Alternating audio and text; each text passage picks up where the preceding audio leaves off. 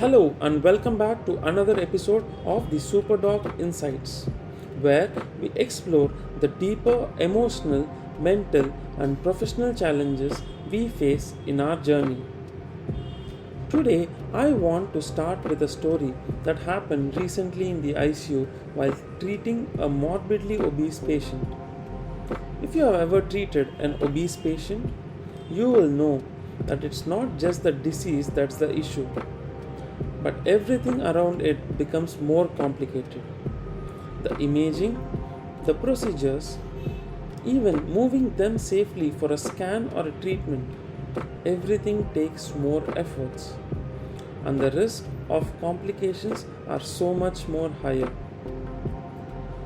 While I was working through the complications with this patient, I realized that this physical burden, the excess weight, was more like the emotional and mental baggages we carry in our personal lives. It makes everything harder, and sometimes we don't even notice these invisible barriers we have put around ourselves. This analogy stuck with me. Just as an obese patient's treatment is more complicated because of their weight, our personal growth is often slowed down by the emotional and mental blocks we carry. That's when I began to think about dormancy, those periods where we feel stuck, unmotivated, and disconnected from our higher purpose. Much like the complications of obesity in the ICU, our internal baggages, whether it's fear, doubt, or any other emotional weight, prevents us from moving forward freely. So, today let's talk about escaping this slump. How can we shed those invisible burdens and get back on track with our goals, our growth, and our higher purpose? For me, this dormancy period is usually where things seem to be working out fine, even without much effort from my side. It makes me feel comfortable. It makes me comfortable enough to not push myself further. It's like getting into a cozy blanket during a cold night on a hill station. You just want to stay there and enjoy that moment. It's not inherently bad, but in life I have realized that stasis is never good. The heart, the breath, the mind, and our actions, none of them can go into stasis for too long. We are meant to grow, and without growth, stasis can become dangerous. You can die both literally and figuratively in this comfort zone. We often bask in the glory of victory after achieving a milestone, and that's important. We should celebrate our successes. But, and here's the challenge, we need to set our eyes on what's next almost immediately after. Otherwise, we risk falling into that post victory slump where the motivation slowly drains away. Have you ever experienced this? That moment after you have achieved something, and instead of planning for the next step, you find yourself lost in the celebration, only to realize you are stuck when this high fades. For me, this dormancy phase can be dangerously addictive. It starts with small indulgences like binge watching TV shows, lazing around, or avoiding any meaningful work at all. You feel justified. After all, you have just achieved something great. But as time passes, this dormancy turns into a slump. It's a mental and emotional lethargy. And in this phase, the inner resistance starts showing up. All those doubts, excuses, self sabotaging thoughts and actions creep in. Can I do it again? Maybe it was just a one time thing. The more we avoid action, the more these thoughts take over, creating an endless loop. This is where we are most vulnerable.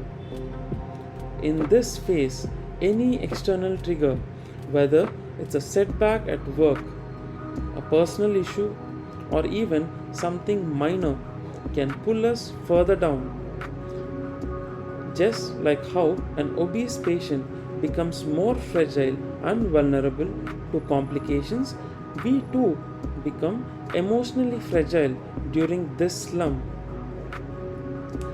And it's not just about the weight or physical fitness, it's about the mental weight we carry, the emotional layers of doubt, fear, anxiety, and procrastination that weighs on us. When I experience these slumps, I know the triggers that hit the hardest. They tend to come when I am suddenly under pressure or facing a stressful event, when I am not mentally prepared. And that's when the slump turns into a full on black hole of inactivity.